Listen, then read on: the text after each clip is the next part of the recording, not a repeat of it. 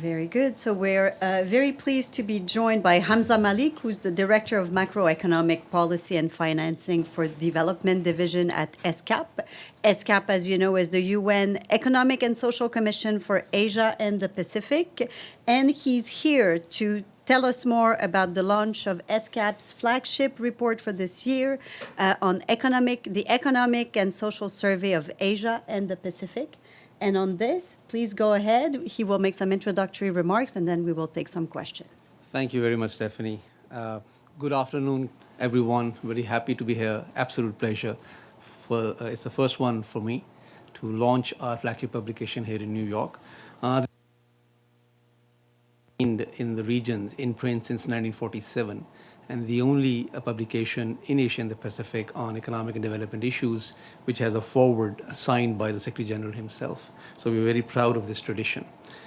The report typically has every year two parts. One is the economic update of the latest situation, and the second part, it tends to be the theme part, which picks a different topic every year. So this year's theme essentially is about how the countries can make a transition towards environmentally sustainable economies with the focus on energy transition.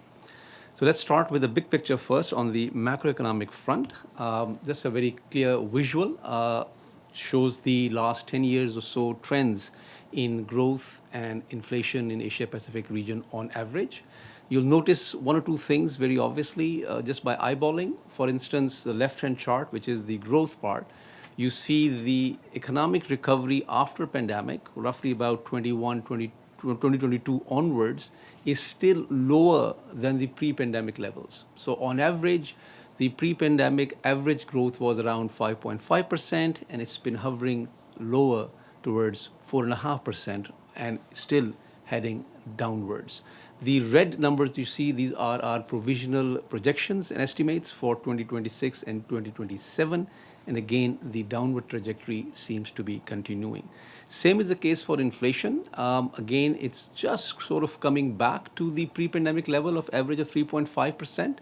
But again, there's an uptick in the wake of recent developments in the Middle East, and we're expecting inflation to jump up again 4.6% on average. As you can tell, higher inflation tends to have, in addition to higher cost of living, implications for interest rates, which in turn feed back into the fiscal position of countries, which impedes their ability to respond to crises and so forth. Nevertheless, Asia-Pacific remains the engine of a global economic growth.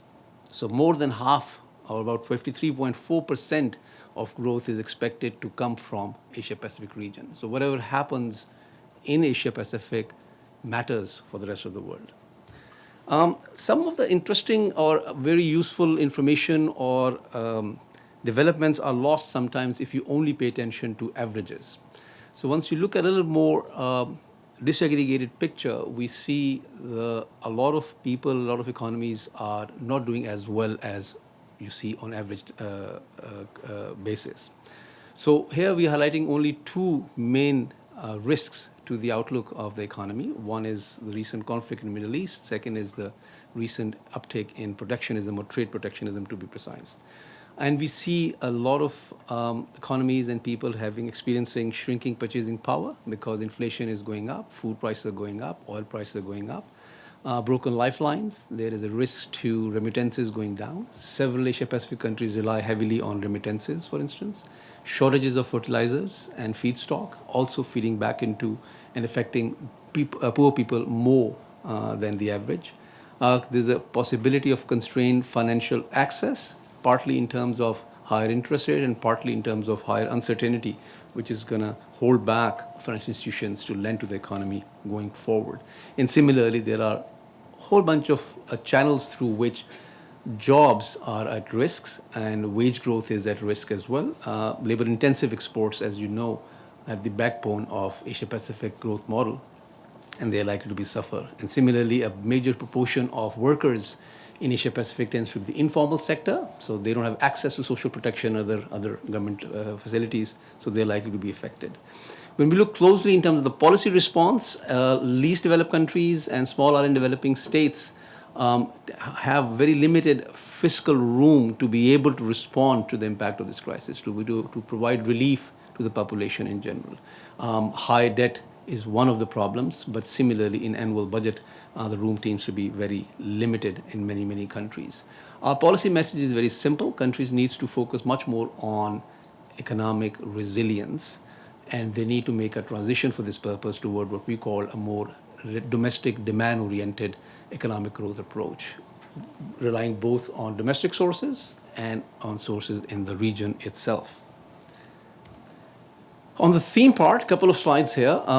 We focus, as I said, on energy transition here. So a very simple context. We provide a very basic framework how to think through energy transition from a primarily socioeconomic prospect.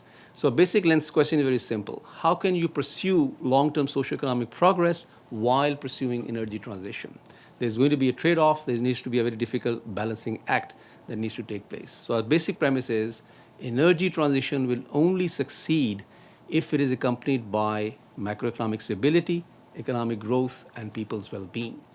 So the first step is identifying good policies. In the report, you'll see we analyzed about 16 policies with case studies of each policy as well. Just one example here to determine, for instance, the scale and pace of reduction in fossil fuel subsidy cuts, right?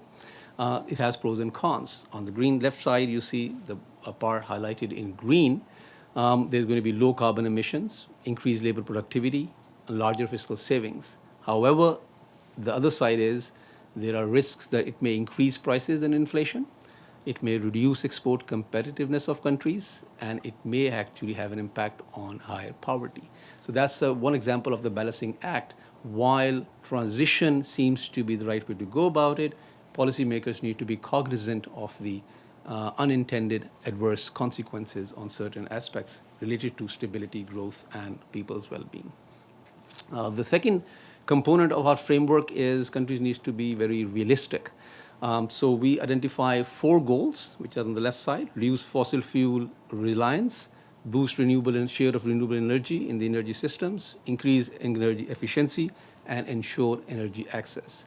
And then we assess the feasibility part. What is the fiscal position of countries? What is the monetary and financial sector position of the countries?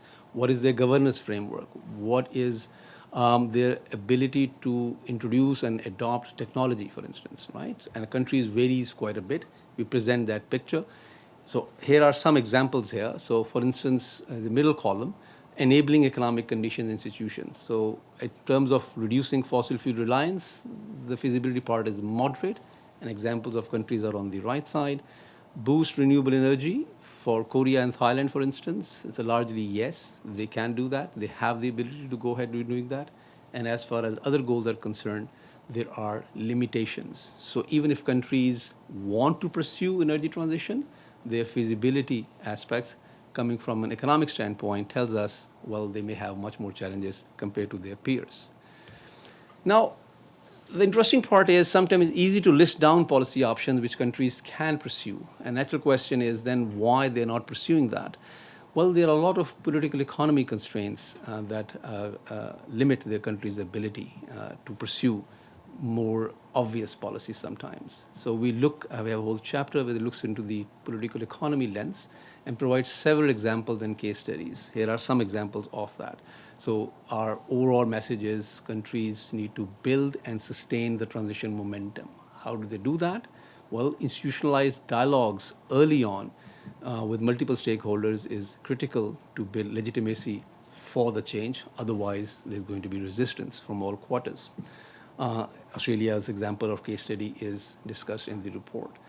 Time the transition is actually critically important, typically after a beginning of a new political cycle or political regime, or right after a crisis.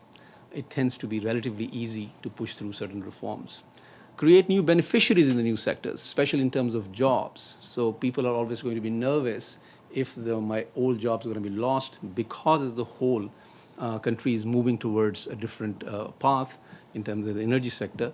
Well, as long as the country policymakers can create a very credible narrative that sufficient number of jobs are going to be created as well, it tends to make it easy to go through the reform side. We also provide a lot of examples of what we call behavioral insights or nudges, what examples countries have used to try and overcome some of the political economy considerations. So, for instance, in India's case, framing fossil fuel subsidy cuts as national sovereignty or solidarity measures makes it relatively easy. Setting renewable energy options in the energy profile of customers is benefits from human inertia. So you are already picking that unless you want to change it to a more old version. And peer benchmarking to increase firms' adoption of energy efficient technology is another example. And again, there are several other examples in the chapter. Last slide, bottom line. So what exactly is the fundamental message of this thick report is very simple. The global economy, and Asia Pacific is no exception, is going through considerable changes. Examples are escalating geopolitical conflicts, rising trade protectionism, overall growth is slowing down, there is uneven development progress among member states, and countries also want to pursue ambitious climate goals. So what do they do?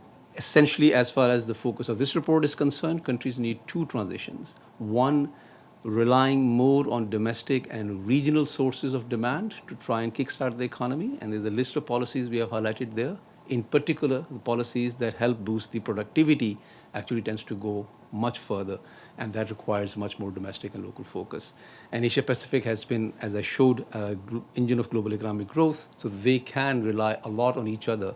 So regional cooperation being strengthened can facilitate tapping on those resources within the region itself.